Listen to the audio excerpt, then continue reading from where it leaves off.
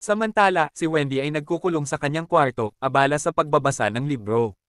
Nalilito siya kung bakit ang mga librong ito tungkol sa pinagmulan ng simbahan ay hindi binabanggit ang mga Diyos at basta na lang binibigyan ng titulong Papa ang lahat. Medyo napapaligiran siya ng kabuuan ng ideya. Habang iniisip niya ito, pumasok si Nightingale nang hindi inaasahan, nahuhuli si Wendy habang nag-iisip. Mabilis na isinara ni Wendy ang libro, agad na sumaya nang makita ang kanyang kaibigan. Binanggit ni Wendy na si Lightning ay natulog habang tinatawag si Daddy, parang isang bata. Tumawa si Nightingale at kinuha ang libro mula sa kamay ni Wendy. Ipinaalala sa kanya na ang pagbabasa ng gabing-gabi ay maaaring magpahirap sa kanyang mga mata, lalo na sa mahina ang liwanag. Biglang tinanong ni Wendy si Nightingale na hindi handa. Tinanong siya kung siya ba ay naguguluhan sa halik na ibinigay ni Lightning sa ating bayani. Namula si Nightingale at itinanggi ito, ngunit pinilit siya ni Wendy, sinasabing huwag magsinungaling. Sa ayaw man at sa gusto, kumagat ng labi si Nightingale at inamin na nababahala siya sa halik. Samantala, pinapalakas ni Wendy ang loob ni Nightingale na si Roland Wimbledon ay ang ika-4 na prinsipe ng kaharian. At ang kanilang misyon ay tulungan siyang agawin ang trono at maging hari ng Grey Castle. Sigurado siya na poprotektahan ni Roland ang mga mangkukulam sa ilalim ng kanyang pamumuno. At kapag dumating ang oras, magpapakasal siya sa isang prinsesa o anak ng isang duke para masiguro ang susunod na henerasyon. Ipinaliwanag ni Wendy na bilang mga mangkukulam, hindi sila maaaring magkaanak.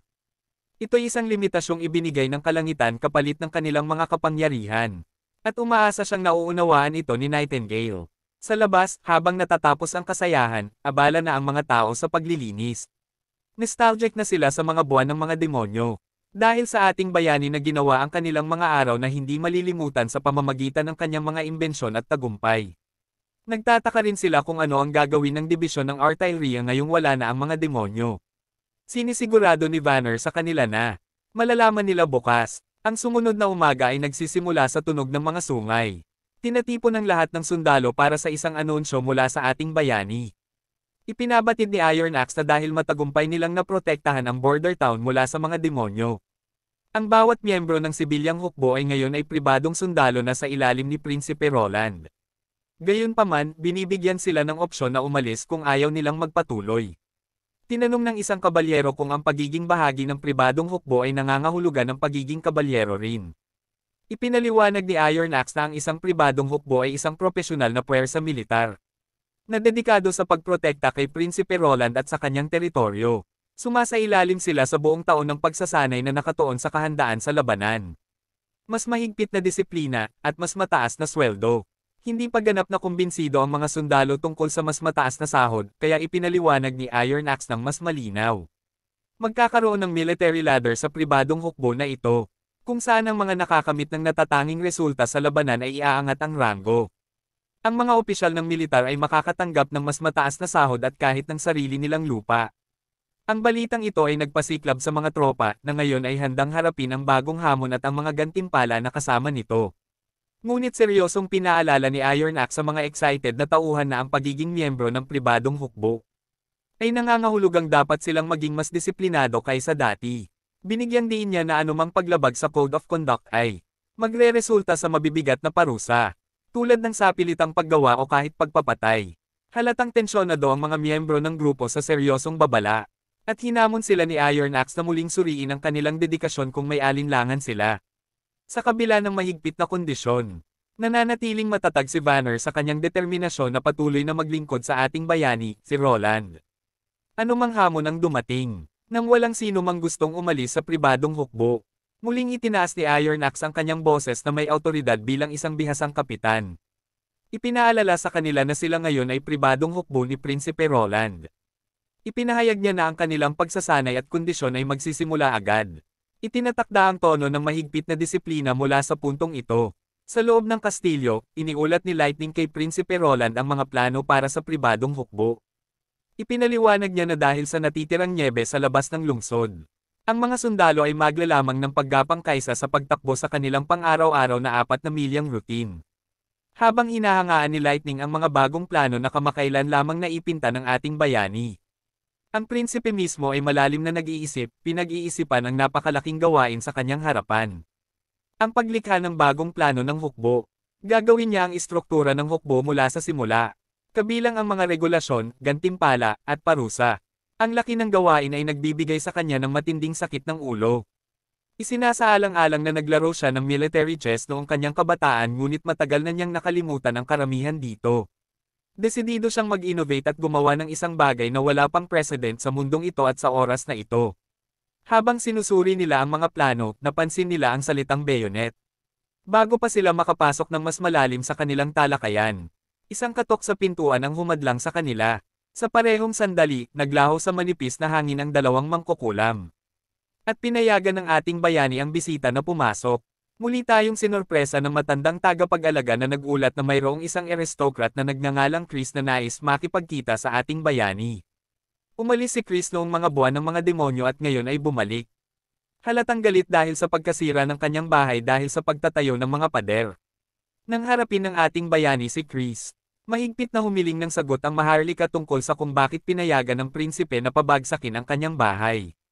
Ipinunto niya kung paano siya gumastos ng malaking halaga, 150 gintong barya, upang maitayo ang napakagandang mansyon. Tinanong ng ating bayani kung tinutukoy ba ni Chris ang bahay sa pinakakanluran ng border town. Kinumpirma ito ni Chris. Humingi ng paumanhin ang prinsipe, ipinaliwanag na kinakailangan iyon dahil masyadong malapit sa pader ang bahay at nakahadlang sa galaw ng mga tropa. Gayunpaman, tiniyak niya kay Chris na babayaran siya ng lungsod para sa kanyang pagkawala. Agad na sumaya ang sakam na Maharlika at tinanong kung magkano ang matatanggap niya. Ipinunto ng ating bayani na 20 gintong royals, ngunit hindi nasiyahan ang sakam na ito sa ganitong kaliit na halaga. Sa kalaunan, pumayag siya at tinanong kung saan niya makukuha ang kanyang pera. Ipinaalala ng prinsipe na ang halaga ay naipasa na sa tamang may-ari ng ari-arian. Nagalit ang Maharlika at pinagsalampak ang kanyang kamay sa mesa. Iginiit niyang siya ang tunay na may-ari ng ari-arian. Matalinong ipinunto ng ating bayani na kung talagang siya ang may-ari ng ari-arian. Bakit hindi siya naroon kahit minsan noong mga buwan ng mga demonyo? Ipinaliwanag ng Maharlika na nanatili siya sa Longsong Fortress dahil ayaw niyang mamatay sa border town. Noong makita ng prinsipe ang kanyang pagkakataon, tinanong niya kung ang ibig bang sabihin ng matabang Maharlika ay tumakas siya sa takot sa mga demonyo at iniwan ang kanyang pinuno. Habang papalapit ang punong kabalyero, tinapik niya ang balikat ng Maharlika at binigyan ito ng matalim na tingin, sabay paalala na ang pag-amin sa pagkakamali tungkol sa pag-aari ng bahay ay maaaring gawin ang lahat ng ito bilang isang simpleng pagkakamali lamang. Binalaan niya ang Maharlika na maaari siyang umalis ng tahimik upang maiwasan ang gulo, ngunit kung hindi siya aalis, siya ay kakasuhan ng pagtataksil at paparusahan ng kamatayan. Dahil dito, nagsimulang kabahan ang Maharlika at pawisan ng malamig, at sa huli ay inamin niya ang kanyang pagkakamali at tinanggap na hindi kanya ang bahay. Ang ating bayani ay nanatiling kalmado at sinabi sa Maharlika na ayos lang, at maaari na siyang umalis ng walang abala. Bago umalis pabalik ng Longsong, binigyan ng ating bayani ang Maharlika ng mensahe upang ihatid. Kung may ibang mga Maharlika na gustong umiwas sa paratang ng pagtataksil, mas mabuting mag-isip silang mabuti bago bumalik sa bayan. Mukhang nagngingit-ngit ang Maharlika habang siya'y naglalabas ng galit sa pamamagitan ng pagpalo sa isang puno. Sigurado siyang kapag nakuha ng duke ng Longsong ang kontrol sa teritoryo, mapipilitang bumalik ang prinsipe, at maghihintay siya ng pagkakataon upang pagpiestahan ang sinasabing pagbagsak ng ating bayani. Habang nagmamadaling bumababa sa daan, unti-unti ring humuhupa ang kanyang galit nang mapansin niya ang isang babaeng balot mula ulo hanggang paa. Nabighani siya sa kagandahan nito at iniisip kung siya ba ang asawa ng ating bayani. Pagdating niya sa bayan, tinakpan muli ng babae ang kanyang mukha sa gitna ng abalang mga tao, nalilito kung bakit tila abala pa rin ang lahat kahit nakamakailan lang natapos ang mga buwan ng demonyo. Pagdating niya sa tarangkahan ng kastilyo, nagduda siya kung totoo nga ba ang sinabi ni Nightingale tungkol sa prinsipe ng bayan na ito. Nag-atubili siyang pumasok, ngunit sa huli nagdesisyon siyang maaari niyang harapin ang 2 pang gwardya kung kinakailangan. Napansin ng mga kabalyero sa pintuan ng kastilyo ang kanyang kakaibang anyo at inutusan siyang umalis dahil hindi ito lugar para sa mga karaniwang tao. Hindi natinag si Lady Leaf, tinanggal niya ang kanyang hood at ipinakita ang kanyang kagandahan, at buong tapang na ipinakilala ang sarili bilang isang mangkukulam. Nagkatinginan ng mga sundalo, hindi sigurado kung paano tutugon. Samantala, nilulunok ni Lady Leaf ang kanyang takot at buong tapang na humiling na makipagkita kay Nightingale, Nana, o Ana. Nagpalitan ng tingin ang 2 gwardya, at ang isa sa kanila ay pumasok upang iulat ang sitwasyon. Habang pinapanood ni Lady Leaf ang pag-alis ng gwardya, natakot siya na baka kumuha ito ng dagdag na puwersa, o baka niloko lamang siya ni Nightingale tungkol sa pagkakaroon ni Nana at Anna. Habang nakayuko sa pag-iisip, bigla niyang naramdaman ang mga mainit na yakap ni Nightingale at Wendy. Nang mapagtanto niyang sila ay mga kaibigan niya, nagulat siya sa masiglang pagtanggap ng dalawa, habang may luha ng tuwa sa kanilang mga mata. Bumulong si Wendy ng maligayang pag-uwi sa tainga ni Lady Leaf na naging sanhi upang siya rin ay maiyak. Samantala, nakita ang ating bayani na humihikab habang dinadala ni Wendy ang tsaa para sa kanya. Habang nagkakape sila, tinanong ng ating bayani tungkol kay Nightingale, at masayang sinabi ni Wendy na si Nightingale ay tinatanggap ang isang bagong kapatid na dumating kamakailan. Halos mabulunan ng ating bayani sa pagkabigla sa balita, habang masiglang binanggit ni Wendy na ang mga kapatid mula sa asosasyon ay dumating na sa border town. Gulat at sabik, tinanong ng ating bayani si Wendy kung hindi ba nila hinahanap ang Holy Mountain, at ipinaliwanag ng babae na 7 na lamang silang natitira dahil nilipol ng mga halimaw ang karamihan sa kanila. Humingi siya ng paumanhin na nagsasabing dumating sila habang natutulog ang ating bayani at humihiling ng kapatawaran sa pagpapapasok sa mga mangkukulam sa kastilyo. Ngunit ang ating bayani ay tuwang-tuwa na madagdagan pa ang mga mangkukulam kahit na ano pa ang kanilang kakayahan o gaano karami sila. Ngunit nagbigay ng pahiwatig si Wendy mula kay Lady Leaf na ang mga babaeng ito ay hindi eksaktong mga mandirigma, kaya't baka hindi sila gaanong makatulong sa laban. Nang marinig ito, nagsimula ng mangarap ang ating bayani tungkol sa pagpapasulong ng teknolohiya gamit ang kapangyarihan ng mga mangkukulam. Ngunit bigla siyang ginising ni Nightingale mula sa kanyang pag-iisip, ibinalik siya sa realidad, at pinaalalahanan siya na hinihintay na siya ng lahat. Pagkatapos ng ilang sandali, nagsama-sama ang lahat para sa hapunan, kasama ang mga mangkukulam na naruroon. Natutuwa ang ating bayani na tanggapin sila sa border town at umaasa siyang magugustuhan nila ang pagkain, hinihikayat silang humiling ng kahit anong gusto nila. Si Lighting ay masiglang sumang-ayon, sinasabing ang ating prinsipe ay talagang mapagbigay at binanggit na palagi siyang bukas para sa mga bagong kasapi. Isang mangkukulam ang pinagalitan si Lighting dahil masyadong casual ito sa ating bayani, ngunit winaksi ng ating bayani ang alalahanin niya, sinasabing hindi sila nag-aalala sa mga titulo o formalidad, at hinikayat ang lahat na magsimulang kumain bago lumamig ang pagkain. Samantala, napansin ng ibang mangkukulam sina Nana at Anna na gumagamit ng tila 2 maliit na steak para kumain. Ang mga bagong dating ay walang ideya kung paano hawakan ang mga gamit na ito, kaya hindi nila maiwasang titigan ito ng may kalituhan. Gayunpaman, lahat ay sumabak sa kanilang pagkain at lubos na nag-enjoy. Pagkatapos ng hapunan, nakita ng ating bayani ang sarili niyang binubusisi ang mga dokumentong nagdedetalye ng kakayahan ng bawat mangkukulam. Matapos suriin ang mga kasanayan ng lahat, napagtanto ng prinsipe na walang mangkukulam na may kakayahang maghulma ng mga materyales o lumikha ng kuryente. Ang pagkatantong ito ay nangangahulugang kailangan niyang baguhin ang mga plano para sa modernisasyon. Ang plano ng mangkukulam para sa pag-unlad ay kailangang baguhin. Ngayon, kaya ng prinsipe na kontrolin ang lahat ng halaman ng Malaya, na ginagawang perpektong kandidato siya para sa pagpapalawak ng agrikultura. Sunod naman si Sproul, isang mangkukulam na may photographer memorya na gumagana ng 24 na oras araw-araw.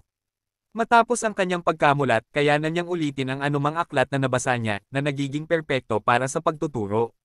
Nariyan din si Hummingbird, isang kaakit-akit na mangkukulam na kayang gawing magaan ang mga bagay, na ginagawang madali ang mga ito. Ang kakayahang ito ay mahalaga para sa pag-aangat ng kargamento o pag-aayos ng mga bigat. Ang pang-apat ay si Soraya Zone, mula sa isang pamilyang mangangalakal sa kabisera ng Grey Castle. Kaya niyang likhain ang mga buhay na tanawin gamit ang kanyang mahiwagang brush nang hindi nangangailangan ng pintura, tinta, o papel, na halos ginagawang siyang isang naglalakad na kamera. Si Eiko, ang ikalimang mangkukulam, ay mula sa Southern Continent at kayang ulitin ang anumang tunog, na ginagawa siyang eksperto sa mga ilusyon ng tunog. Panghuli, si Lily, nakakalampas lang sa edad na 16, ay may kakayahang pigilan ang pagkabulok ng pagkain, na posibleng makatulong sa pag-iimbak ng pagkain. Ngunit hindi pa matukoy ng ating bayani kung kaya rin ng kanyang kapangyarihan na pumatay ng bakterya. Gayunpaman, pagkatapos ni Lady Leaf, ang ikapitong mangkukulam, kilala bilang Moon, ang pinakakapansin-pansing mangkukulam. Isang batang babae na bihirang magsalita ngunit mahalagang asset dahil kaya niyang i-magnetize ang metal. Ang kanyang kakayahan ay napalakas pagkatapos ng kanyang pagkamulat, at ngayon, kayanan niyang i-magnetize halos anumang bagay. Ibinunyag ni Nightingale na si Moon ay itinuturing na pinakawalang silbi sa kanilang kampo at madalas na inaapi ng kanilang guro na si Kara. Ngunit para sa ating bayani, ang magnetismo ay nangangahulugang may paraan siya para lumikha ng kuryente. Maaari rin niyang gamitin ang kanyang kapangyarihan para lumikha ng kuryente na siyang pinakamatandang trick sa mga aklat ng engineering at ang lahat ng kredito ay napupunta kay Faraday. Sa kuryente, magkakaroon sila ng liwanag at hindi magtatagal ay magkakaroon ng isa pang himala sa kanyang nasasakupan. Nagpasya siyang huwag hatiin ang mga mangkukulam sa mga kategoryang labanan at hindi labanan, kundi ilagay sila sa tatlong malalaking kategorya. Ang unang kategorya ay self-reinforcing na binubuo ng mga passive na kakayahan na hindi naaapektuhan ng Stone of Divine Judgment. Ang pangalawang kategorya ay summoning, at tulad ng pangalan, ang mahika ay tinatawag sa labas ng katawan, ngunit may area of effect na 5 metro o mas kaunti, at ang mga kakayahang ito ay madaling mapigil ng Stone of Divine Judgment.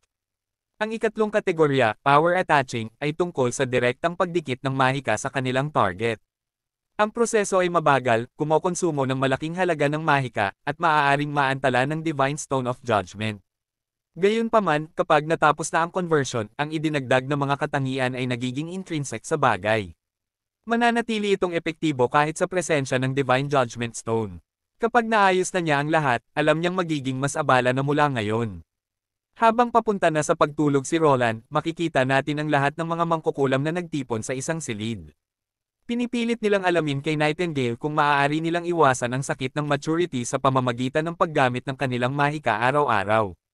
Sumagot si Nightingale na sina Ana at Nana ay patunay na totoo ang teoryang ito. Sinabi niyang napansin niya ang mga pagbabago sa katawan ng dalawang batang babae gamit ang kanyang fog. Ang patuloy nilang paggamit ng mahika ay nagpalakas ng kanilang magic vitality, at kasabay nito, pinalambot ang sakit ng anti-phase, o maaari mo ring tawagin itong maturity. Dagdag pa niya, kung susunugin nila ang lahat ng kanilang mahika bago ang kanilang pagmulat, madali silang makakalampas sa anti-phase na halos walang sakit. Sumasang-ayon si Wendy, kinukumpirma na hindi nila nagawang ubusin ang kanilang mga kapangyarihan noon dahil palagi silang tumatakbo mula sa simbahan at hindi naglakas loob na ilabas ang kanilang buong kakayahan. Naintindihan na ngayon ni Lady Lee kung bakit hindi siya nakaramdam ng sakit sa kanyang sariling anti-phase. Naghirap siya habang pabalik siya sa association.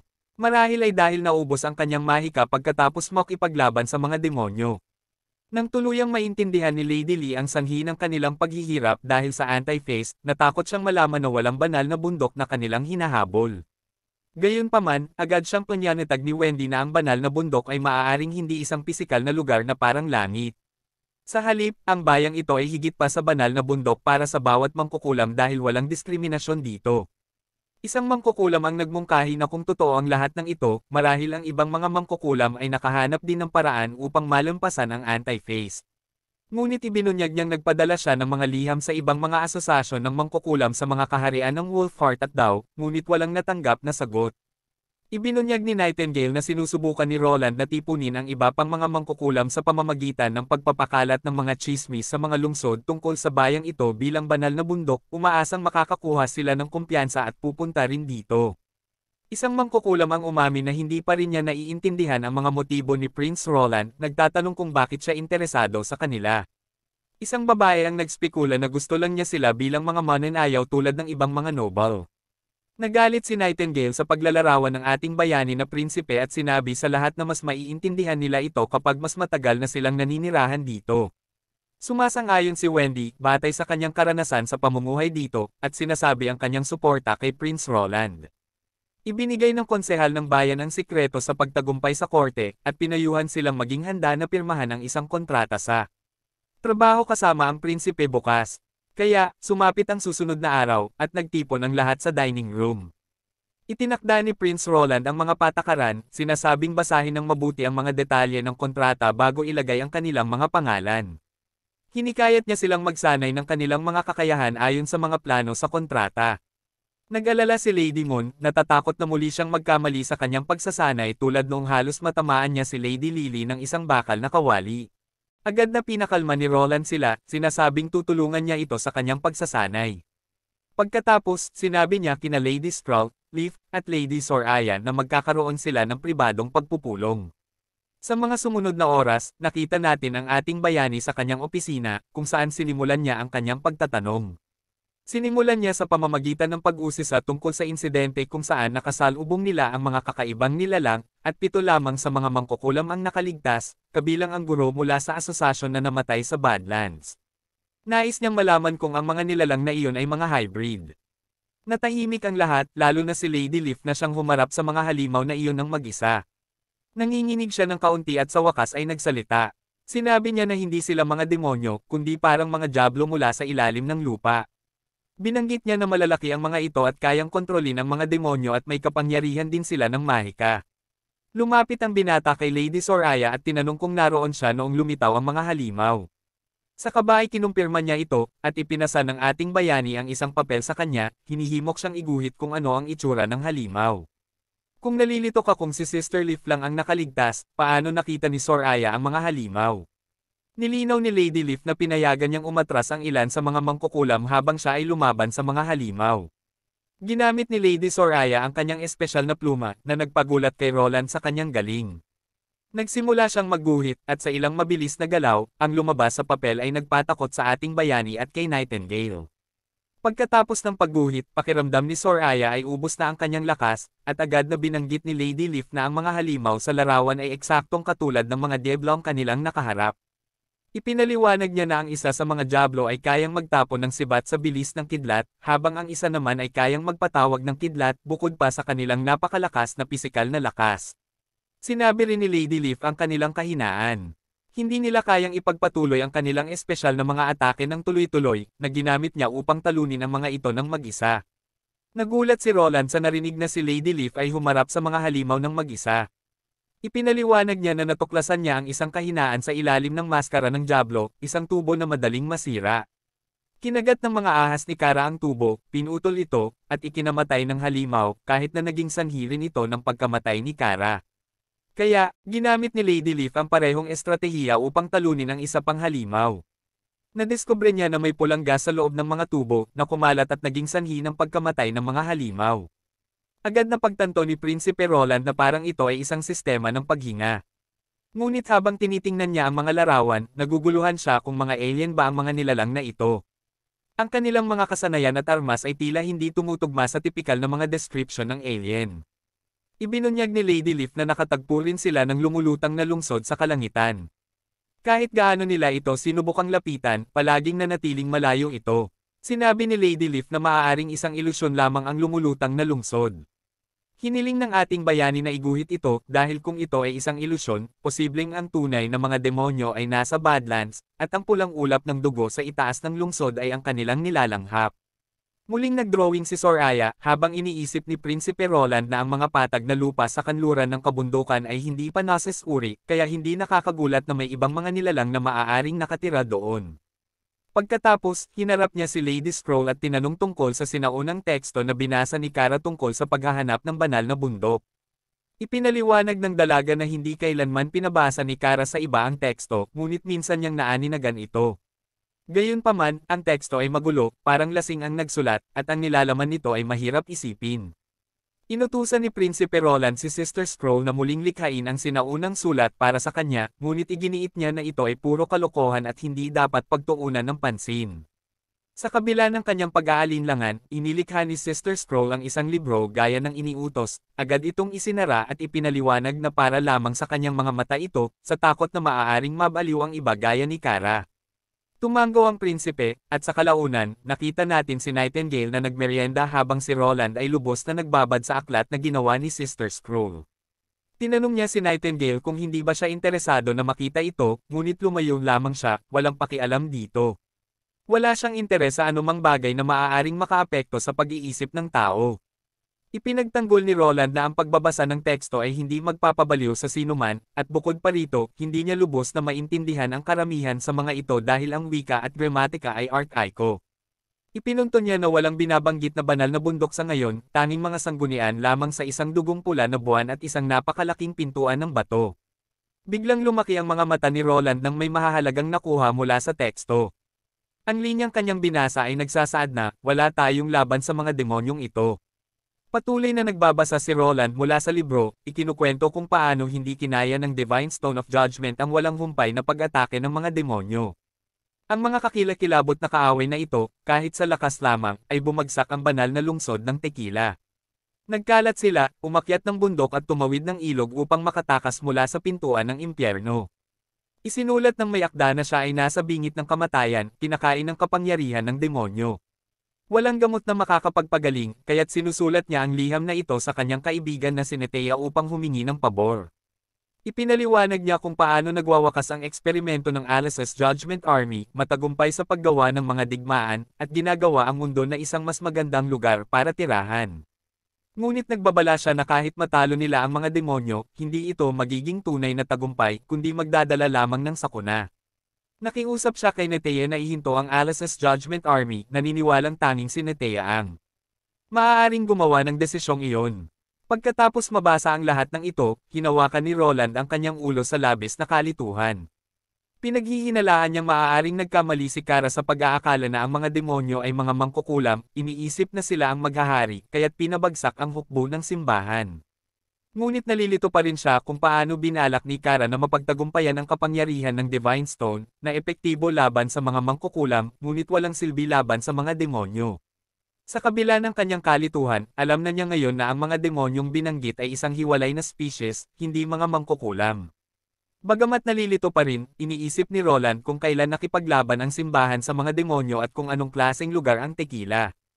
Naiinis siya sa orihinal na Roland sa hindi pagiging seryoso sa pag-aaral, iniwan siya na mayroong walang laman na utak na nakatuon lamang sa mga kaligayahan. Binalingan niya si Nightingale, tinanong kung alam niya kung saan nahanap ni Kara ang librong nagpabaliw sa kanya. Ipinaliwanag ni Nightingale na hawak na ni Kara ang libro noong sumali siya sa asosasyon, ngunit binanggit niya na ayon kay Wendy, ang asosasyon ay itinatag ng ilang mga mangkukulam na nagkataong nagkita sa isang ilalim ng dagat. Ipinaliwanag ni Nightingale na sina Kara, Wendy, at Skrull ang mga orihinal na miyembro ng kanilang grupo. Natagpuan nila ang mga sinaunang pagkasira sa ilalim ng lupa sa silangang kagubatan malapit sa isang bayan, ngunit tanging si Kara lamang ang nag-imbestiga ng higit pa at sinabing nahanap niya ang libro roon. Matapos matuklasan ito, pinalawak ang asosasyon, at nalaman ng simbahan ang kanilang asosasyon at nagsimula ng pagtugis. Tumakas si Kara sa kabundukan upang hanapin ang banal na bundok, at iyon lamang ang kasaysayan ng kanilang asosasyon. Tinanong ni Nightingale si Roland kung gusto niyang silipin ang mga pagkasira. Umiling si Roland, sinasabing masyadong malayo ang silangang kagubatan, at mas gugustuhin niyang ituon ang pansin sa pag-unlad ng kanyang teritoryo kaysa maglibot-libot. May naiibang ideya si Roland. Magtatatag ng isang tamang organisasyon. Tiniyak niya na hindi ito magiging gaya ng dati, na nahuhumaling sa banal na bundok. Sa halip, ito ay magiging isang unyon ng mga mangkukulam, na tungkol sa tamang pamamahala sa mga mangkukulam, walang krimen o pag-iwas sa batas gamit ang kapangyarihan. Kalayaan at kasiyahan para sa lahat. Ang susunod na eksena ay naganap sa Longsong Fortress, kung saan isang marangyang pagtitipon ng mga maharlika ay puspusan. Kabilang sa mga dumalo si Perov, ang embahador, na namangha kung paano ginaya ng selebrasyon na ito ang mga marangyang piging ng kabisera. Sigurado siyang nagdulot ng malaking pagsisikap mula sa pamilya Elk na tipunin ang mga panauhin mula sa napakatas na mga background sa Longsong Fortress. Sa background, may isang blondie na nagsasabi sa kanyang kapatid na lapitan ng embahador, ngunit masyado siyang nahihiya upang gawin iyon. Kaya't ang blondie na lalaki ang kusang lumapit sa embahador at tinawag siyang kaibigan. Nagulat ang embahador sa informal na pagbati, habang iginiit ng bagong dating na sila ay matagal ng magkaibigan at sinabi na huwag siyang masyadong seryoso. Pabirong tinanong niya si Perov embahador kung hindi siya itinalaga ng pinuno ng Longsong Fortress. Sinabi ng blondie na hindi siya magiging pinuno ng Longsong Fortress, at nagbiro tungkol sa kita mula sa mga minahan sa bayan ng hangganan, na parang kumikita sila ng malaking pera mula sa mga lokal. Agad na iniwasan ni Perov ang tanong, ngunit patuloy na nagdadaldal ang blondie, ikinukwento kung paano siya papunta sa banal na lungsod ngunit naipit sa isang snowstorm, na marahil ay nagligtas ng kanyang buhay. Nagtanong ang redhead, interesado sa paglilinaw. Ibinunyag ng blondie na halos bumagsak ang bagong banal na lungsod, kung saan ang mga demonyo ay nakapasok na sa kaloob-looban nito. Kung hindi lamang pinadala ng simbahan ang kanilang pinakamalalakas na mandirigma, tiyak na malalagay sa malaking kapahamakan ang simbahan ng banal na lungsod. Dagdag pa niya, ang mga hukbo mula sa 4 na malalaking kaharian ay nakaranas ng malalaking pagkatalo, at iilan lamang ang nakabalik mula sa lambak ng yelo. Sa loob lamang ng isang buwan, maraming kababaihan ang nabalo, at ngayon, madali silang maloko, kailangan lang ng 2 pilak na barya. Kung hindi mo maalala, nakita na natin ang mga mandirigmang ito mula sa simbahan na nakipaglaban noong mga nakaraang kabanata. Umaasa akong may maalala ka. Kumbinsido ang Blondie na lahat ng ito ay bahagi ng plano ng simbahan, kung saan ang apat na pinakamalalaking kaharian ay nawala ng mga general at mandirigma sa digmaang ito laban sa mga demonyo at Hermes. Bigla na lang nagtanong ang bagong dating sa embahador kung napansin niya ang isang panyo sa kanyang paanyaya. Medyo naiinis ang embahador at tinanong kung may kalokohang nagaganap. Ngunit tiniyak ng Blondie, pabirong sinabi na kung nais niyang asarin ang embahador, medyas ang ilalagay niya. Ipinahayag din niya na ang mga panyong iyon ay tinahi ng kanyang kapatid na babae, nakakalampas lang sa ika-16 na taon sa araw ng pagtitipon. Tila gustong ipares ng kapatid na lalaki ang kanyang kapatid na babae sa redhead na embahador, sa kabila ng malaking agwat sa kanilang edad. Ngunit bigla, may nagsimulang sumigaw, at ang atensyon ng lahat ay napunta sa isang maharlika na nagmumura at binabato ng mga masasakit na salita ang ating bayani. Lumapit si Perov at nagtanong tungkol sa nangyayari. Ipinaliwanag ng isang lalaki na pinag-uusapan nila ang may-ari ng bayan sa hangganan na nagnakaw ng mga ari-arian ng mga maharlika. Sumingit ang isang maharlikang may kulot na buhok upang ipaliwanag ng direkta sa embahador. Ibinunyag niya na nakatira siya sa bayan sa hangganan, ngunit tuwing taglamig, tumutuloy siya sa Longsong Fortress dahil sa mga buwan ng mga demonyo. Subalit ngayong taon, ipinaalam sa bawat maharlika sa bayan sa hangganan na maganda ang nagawa ni Prinsipe Roland, giniba niya ang kanilang mga tahanan para magtayo ng pader at walang binibigay na kabayaran. Mas malala pa, itinuturing ng mga taksil ang mga tumakas papuntang Longsong Fortress, at ang pagbabalik doon ay nangangahulugang kamatayan dahil sa pagtataksil. Agad napansin ng embahador na tila binabalak ni Prinsipe Roland na tuluyan ng humiwalay mula sa Longsong Fortress upang gawing sapat ang kanyang teritoryo. Samantala, patuloy na binabatikos ng maharlika ang mga hakbang ni Prinsipe Roland, umaasang matutulungan sila ni Mr. Nedy na makapagdala ng mensahe sa duke ng Longsong Fortress upang matulungan sila. Sumingit si Medy at kalmadong sinabi sa lahat na chill lang dahil abala na si Duke Ryan sa paggawa ng isang hukbo, at handa na rin ang pamilyang elf na tumulong sa kanilang layunin. Naging kampante ang mga maharlika mula sa bayan sa hangganan, sinasabing kung si Duke Ryan na ang humahawak ng sitwasyon, wala na silang dapat alalahanin. Ngunit ang embahador ay hindi natutuwa sa ideya ng pag-atake kay Prinsipe Roland. Dinala niya si Medy sa isang tabi at pinaalalahanan siyang prinsipe ang pinag-uusapan nila. Ngunit binabaliwala lang ng Blondie, sinasabing prinsipe lang naman si Roland na may pagmamay-aring isang piraso ng lupa. Tiniyak niya sa embahador na susuko si Roland kapag hinarap na nila ito. Sa kabila ng mga katiyakan, hindi masyadong natutuwa si Perov sa sitwasyon. Ipinilit ng kanyang kaibigan na kung magmamarcha sila papunta sa bayan sa hangganan ng may malaking hukbo, magsisipagtakbuhan ang mga magsasaka at menero na. Parang mga langgam, kaya't matatapos agad ang labanan bago pa ito magsimula. Ngunit ang iniisip ni Perov ay baka ang Longsong Fortress ang maipit sa labanang ito, hindi si Prinsipe Roland. Hindi niya mawari kung paano gagamitin ni Prinsipe Roland ang mga ordinaryong tao laban sa hukbo ng duke, ngunit mayroon siyang hindi mapakilang pakiramdam na magtatagumpay si Roland sa isang paraan o iba pa. Makalipas ang ilang oras, bumalik si Perov sa pamilya Honeysuckle sa Longsong Fortress. Binalikan niya ang kanyang ama na inutusan siyang kunin ang talaan ng kanilang mga inaangkat, iniluluwas, at mga manggagawa. Tila naghahanda na sila para sa hukbo ng duke sa Tagsibol. Nabagabag ang embahador nang mapagtantong niyang seryoso talaga sila sa paglusob sa bayan sa hangganan. Sinabi ng kanyang ama na tinawag na ni Duke Ryan ang mga recruit pagkatapos matunaw ang yelo, at lahat ng 5 pangunahing pamilya ay kailangang magpadala ng mga kabalyero at sundalo upang suportahan siya. Tinanong ni Perov ang kanyang ama kung gaano karaming sundalo ang ipapadala nila. Nagulat ang matanda sa biglang interes ni Perov, at sinabi ang bilang ng mga kabalyero at karaniwang manggagawang ipapadala nila, mahigit 100 tao sa kabuuan. Natarante si Perov at nakiusap sa kanyang ama na huwag sumali sa labanan. Tinanong ng matanda kung bakit, at sinabi ni Perov ng direkta na labis siyang nag-aalala para sa kaligtasan ng kanyang ama. Sa narinig, tumawa ng malakas ang matanda sa pag-aalala ni Perov. Para sa kanya, parang elepante ang Longsong Fortress na kayang tapak-tapakan ang bayan sa hangganan na parang langgam, kaya't hindi siya natatakot. Ipinaalala niya kay Perov na mayroon lamang si Prinsipe Roland ng ilang kabalyero at siguro'y 50 bantay. Ngunit hindi tumigil sa pagprotesta ang embahador. Sinabi niyang nagkamali ang lahat sa pag-aakala na guguho ang mud wall ni Roland matapos ang isang gabing ulan. Ngunit laking gulat nila nang ito ay nanatiling matatag. Marami rin ang nagduda na hindi makakaligtas ang bayan sa hangganan sa taglamig, ngunit nanatiling matatag si Roland hanggang matapos ang mga buwan ng mga demonyo, dahilan upang magtamo siya ng respeto ng lahat. Nagalit lalo ang matanda sa narinig at sinabihan ang kanyang anak na tumigil na. Tinuro niya ng galit ang mga larawan ng kanilang matapang na mga ninuno na matatag na nanindigan sa labanan. At bilang ina po nila, hindi rin siya atre sa anumang labanan. Ang kawawang anak ay wala nang magawa kundi tiisin ang mga insulto ng kanyang ama. Na tila hindi maunawaan kung gaano kapraning si Prinsipe Roland. Sigurado siyang hindi magtatagal at madedawit na si Honeysuckle sa magulong politikang ito. At tuluyang lumunin ng ating prinsipe.